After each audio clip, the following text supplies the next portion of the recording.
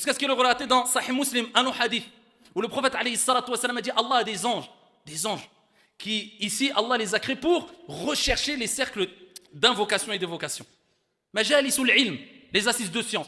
Ils cherchent que ça. Quand ils les trouvent, le hadith est long. Ici, à la fin, il y a des anges qui disent à Allah, Ya Allah. Parmi eux, il y a une personne qui est là, dans l'assise de science. Oh, il n'est même pas venu pour assister au cours. Il a vu il s'est assis.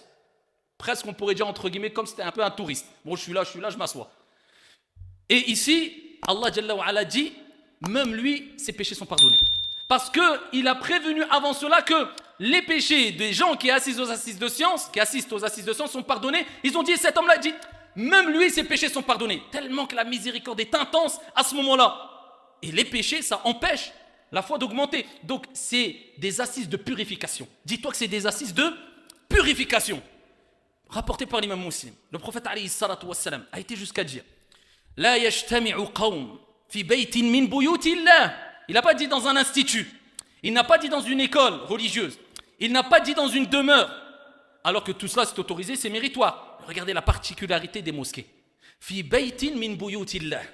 Il n'y a pas de groupe de personnes qui se réunissent dans une demeure parmi les demeures de Dieu, les mosquées. Illa sans que les anges ne les entourent. Ou avant il dit Illa nazalat alayhimus sakina yatluna kitab Allah. Il n'y a pas un groupe de personnes qui se réunissent dans une demeure parmi les demeures d'Allah. Yatluna kitab Allah, qui lisent le Coran. Les ulama ils ont dit c'est am, c'est général, toute science. Wa yatadarasunahu baynahum, et qu'ils l'enseignent les uns les autres. Ils l'enseignent, ils l'étudient. Illa nazalat alayhimus sakina, sans que la sérénité descende sur eux. On a tous besoin de sérénité dans ce monde de stress ou pas? Le monde il est rempli de stress. Là c'est un moment de spiritualité, de calme, de repos, afin que tu sortes avec le calme, le repos, la paix. Tu trouveras la paix intérieure à travers ces assises de science, qui t'appellent à la paix afin de répandre la paix. Eh bien ici, as-sakina descendra. Et ensuite le prophète il dit wa ghashiyatuhumur rahma. Alors ar-rahma, la miséricorde les entoure. Et wa haffathumul malaika. Il y a les anges qui sont autour d'eux, qui les couvrent de leurs ailes. Wa dhakarahumullahu fi man indah.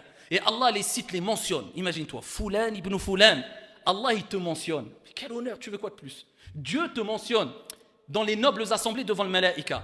Un tel Muhammad ibn Fulan. Allah te mentionne parce que tu as participé à cette assise de science. Eh bien ça, c'est des assises qui te permettent de monter al-iman. Quand tu as l'occasion de participer, participe. Parce que demain, peut-être, tu n'auras plus l'occasion et tu vas t'en mordre les doigts, ya Abdallah. Et des gens rêveraient de pouvoir se déplacer, ils ne peuvent pas. Alhamdulillah, nous sommes à une époque où maintenant c'est très facile. Il y a Internet, bien qu'il faut faire très attention à ce qu'on voit et ce qu'on écoute, mais il y a une facilité. Mais être présent physiquement, ça n'a rien à voir, tant au niveau de la récompense qu'au niveau de ce que tu vas ressentir et comment tu vas bénéficier. Il ne faut pas rêver, ça n'a rien à voir. Donc quand tu peux le faire, fais-le. Et Sahaba, radiyallahu anhum wardahum, vous savez comment ils appelaient ces cercles d'invocation? Les assises de foi. Jusqu'à ce qu'il ait rapporté, comme l'a mentionné l'imam al-Bukhari, que Mu'adh ibn Jabal, quand il croisait un homme, il disait Ijlis bina nu'minu sa'a. Al-iman nu'minu sa'a. Il disait viens, assis-toi avec nous, afin qu'on partage cette croyance, cette foi pendant 1 heure. Quand ils se rencontraient, ils discutaient, ils évoquaient Dieu, eh bien ils appelaient cela des cercles de foi, de iman. C'est là où elle est la foi. La foi, elle se concentre parce qu'il y a plusieurs croyants réunis dans un endroit. Donc la foi se concentre comme quand les croyants se réunissent pour la prière obligatoire dans une mosquée. Ça n'a rien à voir au fait qu'une personne prie seule chez lui. Parce qu'il y a un concentré de foi. La récompense est meilleure. La prière accomplie en groupe, elle est 25 fois meilleure qu'une prière accomplie seule. Quand il y a un concentré de foi, cela est préférable. Parmi les choses aussi, la retenue, ça c'est la 3e. 4e, al-dhikr, de manière générale. L'évocation. Fais beaucoup de dhikr. C'est facile et c'est gratuit. Et ça rapporte beaucoup. Subhanallah, alhamdulillah, Allahu Akbar. Tout le monde peut le faire. Allah aime énormément le dhikr. Et Allah dit dans le Coran, Ala bi dhikrillahi tatma'innul qulub. N'est-ce pas avec le dhikr, l'évocation de Dieu, que les cœurs se tranquillisent. Toi, tu ne le vois pas tout de suite. Ce n'est pas quelque chose de perceptible tout de suite. Mais au bout de 3 heures, au bout de 2 jours, à force de le faire, tu vas voir que ton cœur va s'apaiser. Et ça va préserver, ça va nettoyer ton cœur et préserver ta foi al-iman. 4e, 5e, al-amal salih, les bonnes actions. Il faut savoir que les bonnes actions te permettent d'augmenter ta foi, bi'idhnillah. Parce que l'iman yazidu bi ta'ati ar-Rahman wa yanqusu bi ta'ati ash-shaytan. Car la foi, elle augmente avec l'obéissance du miséricordieux et elle diminue la foi avec l'obéissance de shaytan. C'est-à-dire plus tu désobéis à Allah et plus ta foi baissera. Plus tu obéis à Dieu, et plus ta foi augmentera. Et les compagnons l'avaient compris, ayyuha al-akhyar. Ils ne perdaient pas leur temps. Comme disait ici un ancêtre pieux et vertueux, il disait, quand tu perds ton temps, sache que la mort te recherche. Tu as un avis de recherche, la mort, al-maut. Rapporté par l'imam Muslim, un jour le prophète alayhi salatu wassalam a dit aux compagnons radiyallahu anhum wa ardahum, qui d'entre vous aujourd'hui, on ne dit pas dans l'année, hein, imaginez-vous comment ils avaient compris l'islam. Maintenant nous malheureusement on a l'impression que la foi se manifeste à travers les traits apparents, comme je ne cesserai de le répéter. Et on a tout misé, quelqu'un a une barbe, quelqu'un a un hijab, quelqu'un a un qamis, quelqu'un il a la foi, quelqu'un n'a rien de cela, il n'a pas la foi. Alors que peut-être celui qui est discret a plus de foi que toi, une foi qui lui permettrait de déplacer des montagnes. Sa relation est très forte entre lui et Dieu et il est sincère, l'autre non. Donc je ne dirais pas comme le proverbe le dit, l'habit ne fait pas le moine, mais je dirais simplement l'habit ne fait pas, je ne dirais même pas l'imam, parce que maintenant l'imam c'est un mot qui est un fourre-tout, jusqu'à ce que des gens pensent que l'imam aura un jugement et les autres n'auront pas le même jugement. Tout le monde au même piédestal. Toi tu vas te rendre des comptes comme l'imam il a rendu des comptes. Pas l'imam mieux que toi ou pas mieux que toi. Je dirais l'habit ne fait pas le pieux, tout simplement. Eh bien les compagnons, ils étaient dans l'action concrète, saine, et des actions qui apportaient le bien autour d'eux, pas le mal. Ils construisaient, ils détruisaient pas. Le prophète il dit, qui d'entre vous jeunes? Ana ya Rasulallah. Abu Bakr il a dit moi. Il a dit, qui d'entre vous a suivi un cortège funèbre dans la même journée?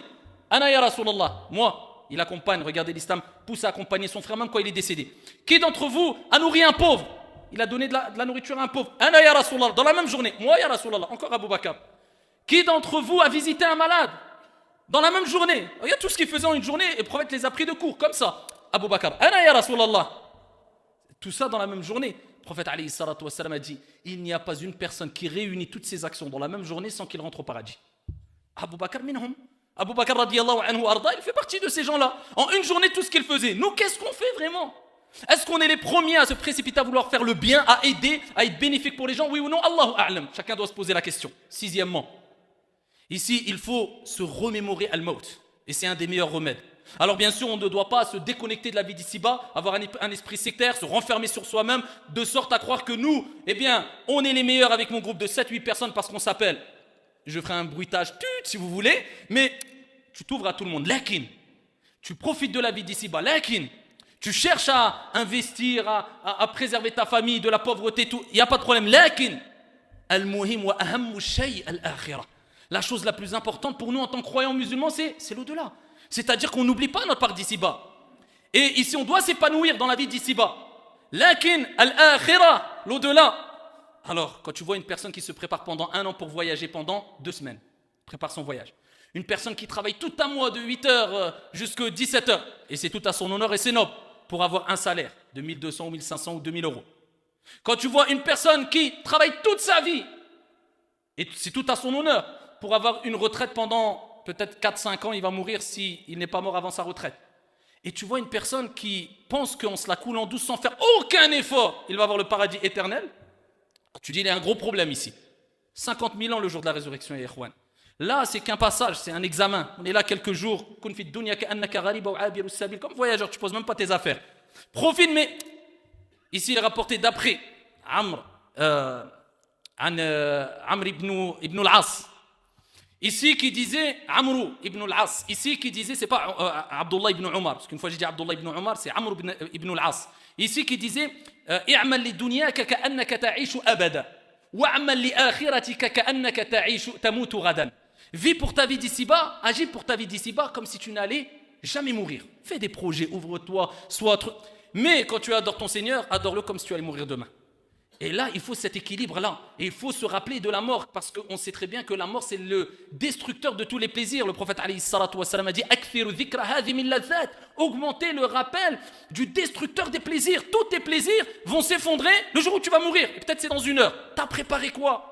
C'est ça qu'il faut se dire. J'ai préparé quoi? J'investis pour ma vie d'ici-bas. Soit, c'est bien, fais-le.